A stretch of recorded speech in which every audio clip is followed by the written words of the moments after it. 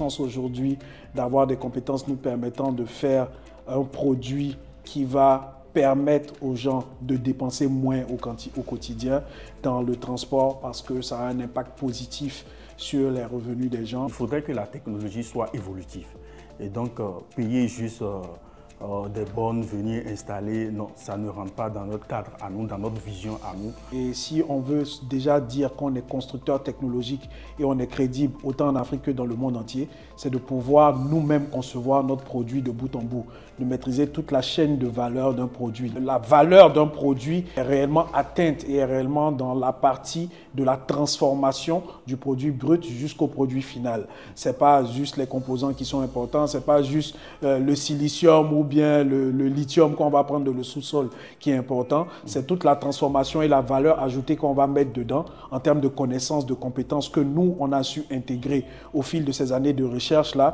qui est important. Et c'est ça qu'aujourd'hui, on veut vendre. Parce que l'Afrique a son mot à dire sur ce sujet. Ce qu'il faut comprendre, c'est que ça crée de l'emploi de façon locale. Et donc, ce sont des ingénieurs ivoiriens, des techniciens ivoiriens qui interviennent sur cette chaîne de valeur-là, qui sont dans nos ateliers, comme celui de Yopougon, où on fait l'usinage, par exemple, des pieds. Et ça permet justement de nous dire réellement qu'on a un produit qui est 100% ivoirien, avec une chaîne de valeur totalement ivoirienne.